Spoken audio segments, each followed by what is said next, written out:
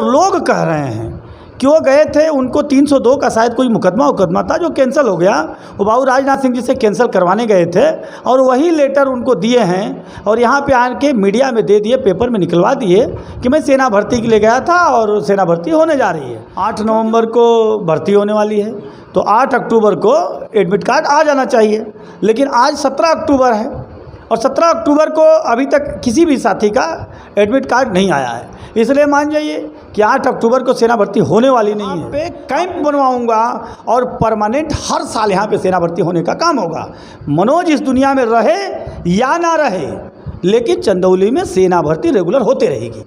विधायक जी, अगर आपकी सरकार आ जाती है और केंद्र में बीजेपी की ही सरकार रहती है, तब तो आपके लिए सेना भर्ती के लिए जो कैंप आप बनाना चाहते हैं बड़ा मुश्किल कार्य होगा, दुरूह कार्य होगा। सर, जब आप दिल्ली गए थे तो जो आपने सोशल मीडिया फेसबुक पे फ़ोटो अपलोड किया था वो रक्षा मंत्री राजनाथ सिंह के निवास स्थल के बाहर की फ़ोटो थी, तो आपकी उनसे मुलाकात हुई, तो उस समय की फ़ोटो आपने क्यों नहीं अपलोड की? आपकी मुलाकात हुई थी या नहीं सर? और उन्होंने वहाँ पे एक सवाल भी कहे कि हम लोगों को बहुत परेशान करते हैं, तो उस समय बाबू राजनाथ सिंह जी खुले शब्दों में कहा कि भाई विपक्ष के नेता है, परेशान नहीं करेंगे तो कैसे काम चलेगा, ये तो आप लोगों के लिए अच्छा करते हैं कि आप लोग अच्छा काम करो।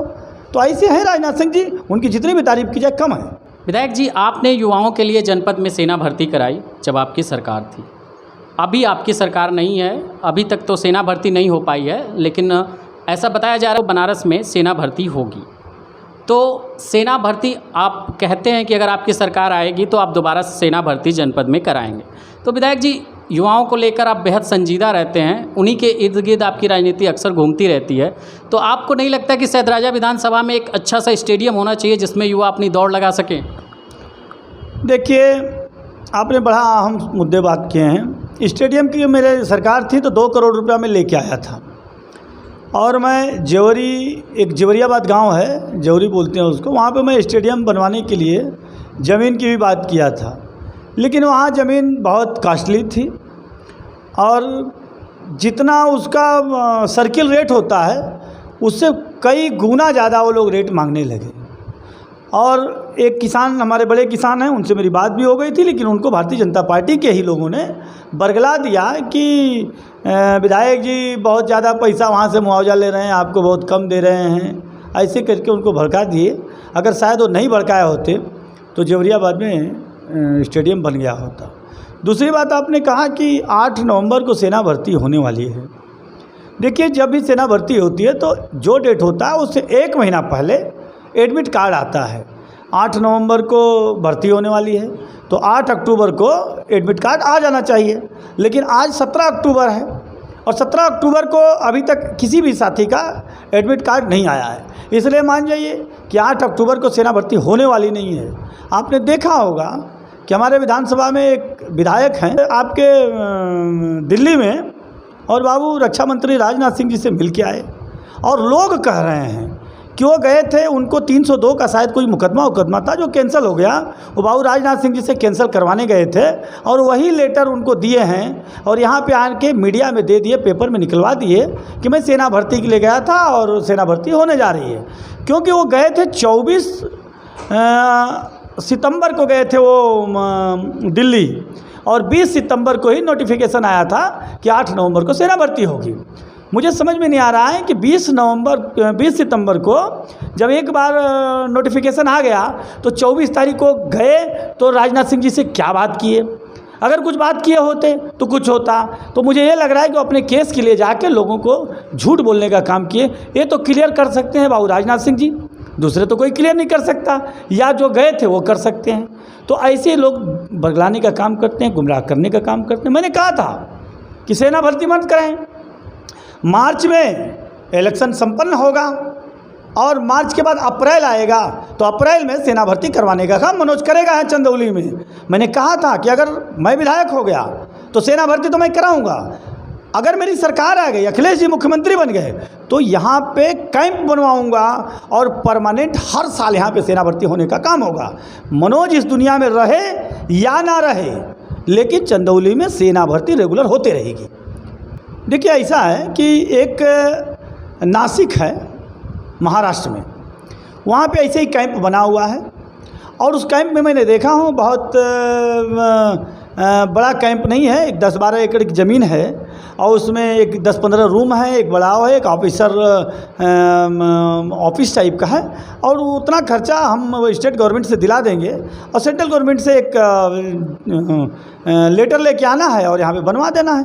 भर्ती ऑटोमेटिक होती रहेगी, क्योंकि सुविधाएं चाहिए। जब रैली होती है बच्चों की तो उसमें क्या होता है, सुविधा नहीं दे पाती है और सुविधा नहीं होने की वजह से रैलियाँ को टालना पड़ता है, बहुत परेशानी होती है। और हमारा क्या है, रूरल एरिया है, हमारे यहाँ कोई प्रॉब्लम नहीं है, तो ऐसी एरिया एक देख के एक कैंप कार्यालय बनवा दिया जाएगा और सेना भर्ती रेगुलर होते रहेगी। विधायक जी, अगर आपकी सरकार आ जाती है और केंद्र में बीजेपी की ही सरकार रहती है, तब तो आपके लिए सेना भर्ती के लिए जो कैंप आप बनाना चाहते हैं बड़ा मुश्किल कार्य होगा, दुरूह कार्य होगा आपके लिए। देखिए, ऐसा होता है ना कि कोई भी सरकार रहे केंद्र में, अगर इच्छा शक्ति आपकी मजबूत है तो आप करा लेंगे भर्ती। आपको मैं बताता हूं कि मैं 2015 में आवाजापुर में सेना भर्ती करवाया था। उस समय भी भारतीय जनता पार्टी की सरकार हुआ करती थी, ऐसा नहीं है कि आज नया है ये सरकार। 2015 में गोवा के जो मुख्यमंत्री जी थे वही डिफेंस मिनिस्टर थे और उनके पास मैं गया था, उनसे मिल के आया, उनसे मैं बात किया था और सेना भर्ती लाने का काम किया था। देखिए, ऐसा होता है कि जो डिफेंस मिनिस्टर हमारे बाबू राजनाथ सिंह जी हैं, उनको इतना फुर्सत नहीं है। उनको देश की बात है, विदेश की बात है, पूरी सीमा की रक्षा सुरक्षा उनके हाथ में रहती है। उनको एक चंदौली ही नहीं है, उनके जैसे हजारों चंदौली पड़े हैं, लेकिन चंदौली के विधायक को जाके चंदौली के लिए मांगना पड़ेगा समय। और मैं बताता हूं कि मैं विपक्ष का नेता हूं, लेकिन मैं गया था बाबू राजनाथ सिंह जी के, जो उन्होंने सम्मान मुझे दिए, मैं आजीवन उनका ऋणी रहूँगा उस सम्मान की वजह से।